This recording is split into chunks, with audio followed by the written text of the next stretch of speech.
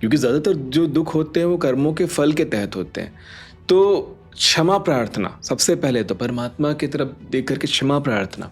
दान, हर धर्म में दान का एक बहुत गहरा महत्व, थेरेपी की तरह लिया जाता है। हर धर्म में दान को बहुत मान्यता प्राप्त है कि दान करते ही आपको आराम मिलना शुरू होता है, क्योंकि ये जो ब्रह्मांड है वो आपका ऋणी हो जाता है, क्योंकि आपने परमात्मा का एक काम किया और उस वजह से आपके कर्म कट गए। नाम जप, जब हम परमात्मा का नाम जपते हैं या कोई मंत्र का पाठ करते हैं या कोई चालीसा का पाठ करते हैं, हर धर्म में अब परमात्मा को पुकारने का एक तरीका होता है, वो नाम जप से भी आपके कर्म कटते हैं। और अगर आपको मालूम है कि आपसे कोई गलती हो रखी है तो उस गलती का सुधार कर लें, पश्चाताप कर लें। कई तरीके हो सकते हैं पश्चाताप करने के लिए, तो वहाँ ना सही कहीं और जाके पश्चाताप कर लें, उसे सुधार लें। ये 4 तरह के अनुष्ठान होते हैं जब भी आपके जीवन में विकट परिस्थितियाँ चल रही है। और अगर 5वां बोला जाए तो अफर्मेशन, अच्छे शब्दों का प्रयोग करना शुरू करें अपने लिए, दूसरों के लिए। तो जब आप दूसरों के लिए भी अच्छी बातें करते हैं तो ब्रह्मांडी शक्ति आपकी सहायता करती है। नमस्ते है जी, धैर्यवान हीलिंग साइंस से मैं हूँ धैर्यवान, आपका अपना हीलिंग मास्टर। साथियों, आज मैं आपको 4 तरह के अभ्यास बताऊंगा जिससे आपके जीवन के कर्म कट जाएंगे, अपने कर्म फल से आप बाहर निकल आएंगे। आपके जो प्रारब्ध हैं, जो आपको आपके जीवन में जिस वजह से आप कठिनाइयाँ देख रहे हैं, परेशानियाँ देख रहे हैं, विकट परिस्थितियों से घिरे हुए हैं, रास्ते नहीं मिल पा रहे हैं, आपका जीवन बहुत ही विकट हो रखा है, संबंध आपके अच्छे नहीं हैं, धन संपत्ति का हनन हो रहा है और हर तरीके से आप अंदर से व्याकुल हो रखे हैं। तो वैसे कंडीशन में आपको क्या करना चाहिए जिससे आपको आराम मिल जाए? क्योंकि जीवन में कोई भी कष्ट है, कोई भी परेशानियां हैं, कोई भी आपके जीवन में जो अच्छा या बुरा दिन चल रहा है वो आपके बीते कर्मों का ही फल है ना। वैसे तो हम ये भी सिखाते हैं कि आपके सोचे हुए विचारों का ही फल है, लेकिन आपके कर्मों के द्वारा ही आपको वैसे विचार पैदा होते हैं और वैसे विचारों से आपके जीवन में ऐसे फल पैदा होते हैं। तो आज अपने कर्म अच्छे करना शुरू कर दीजिए, नए प्रारब्ध बनाना शुरू कर दीजिए।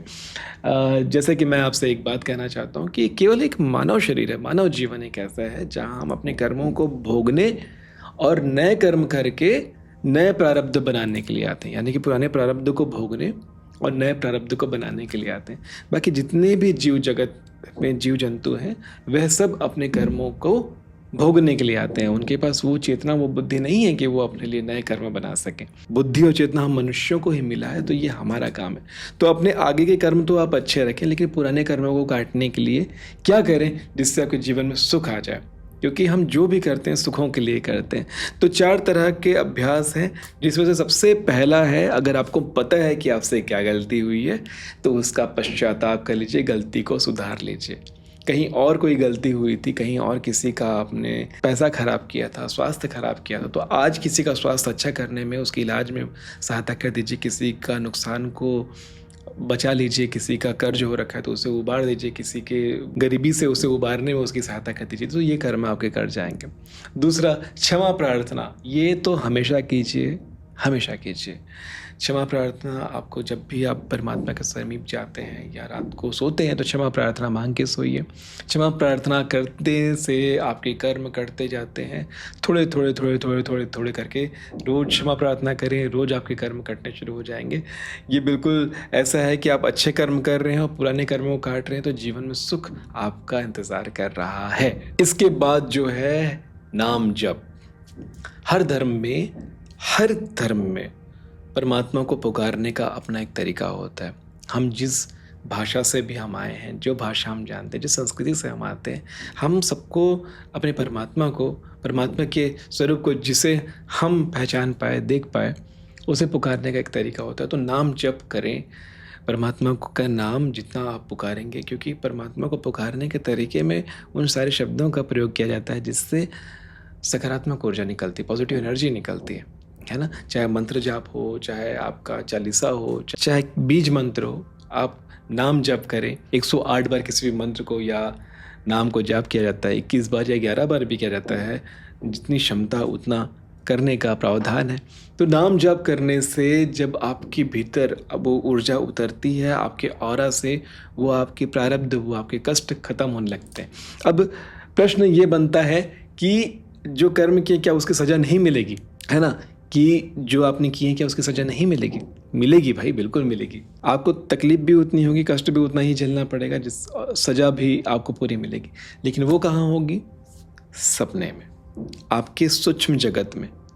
आप एक ही रात में, एक ही सपने में वो सारे कष्टों को भोग लेंगे, सारी पीड़ाओं को भोग लेंगे, और जब आप जागेंगे तो आप सहम के, डर के उठेंगे, उस कष्टों के साथ महसूस करके उठेंगे। लेकिन आपको शारीरिक रूप से कोई तकलीफ़ नहीं होगा, ना ही आपका समय व्यर्थ हुआ, समय खराब हुआ, ना ही आपका शरीर खराब हुआ, ना ही आपका मन खराब हुआ।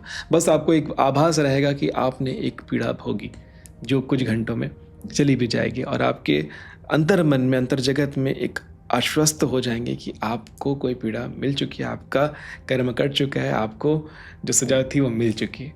तो ये न्याय है। न्याय तो होके रहेगा, कर्मों का फल तो मिल के रहेगा। लेकिन जब आप इस तरह के कार्य करते हैं तो परमात्मा स्वयं आपका साथ देते हैं, परमात्मा स्वयं आपके कर्मों को काटने में आपकी मदद करते हैं। चौथा है दान। हर धर्म में दान का प्रावधान है। गायों को, कुत्तों को, चींटियों को, पंछियों को, निरीह पशुओं को, गरीबों को भंडारा कराते हैं, प्रसाद वितरण कराते हैं, लोगों का पेट भरते हैं। तो जब भी एक भूखा इंसान का पेट आप भरते हैं, क्योंकि एक इंसान दिन में करीब 3 बार तो भूखा होता ही है।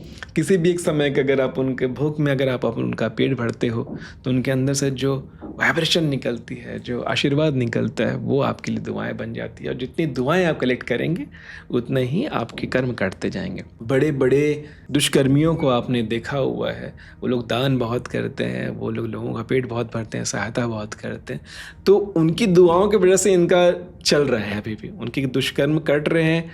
अब एक समय के बाद तो टोकरी भरता ही है, मटकी भरता ही है, लेकिन क्योंकि इधर उनका पॉजिटिव एनर्जी आ रहा है, इनकी नेगेटिविटी को काटते जा रहा है। इधर उनके दुष्कर्म ज़रूर हैं, लेकिन उन्होंने जो अच्छे कर्म कर रहे हैं, तो लोगों की दुआओं की वजह से उनका अभी भी समय अच्छा चल रहा होता है। कई बार ऐसा मन में आता है कि देखो वो इतना पापी इंसान है, फिर भी कितना उनको प्रिविलेज मिल रहा है। तो क्या यूनिवर्स देखते नहीं है क्या? पर परमात्मा देखते नहीं है क्या?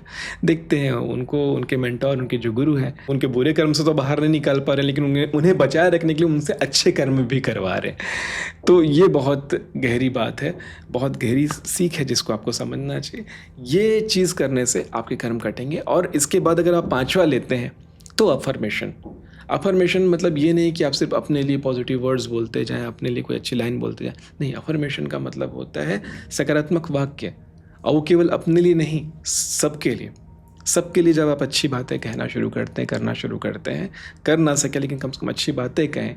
कि अगर कोई अपने बारे में बता रहा है, कोई अपने गोल्स के बारे में बताया, तो उसको बोलो कि हाँ तू कर सकता है, बहुत अच्छे से कर सकता है, परमात्मा तेरे साथ है, तो तू मेहनती है, तेरे पास सामर्थ्य है। हर किसी के पास सामर्थ्य होता है, और तू इस सोच के साथ अगर ये करेगा तो ज़रूर सफल होगा।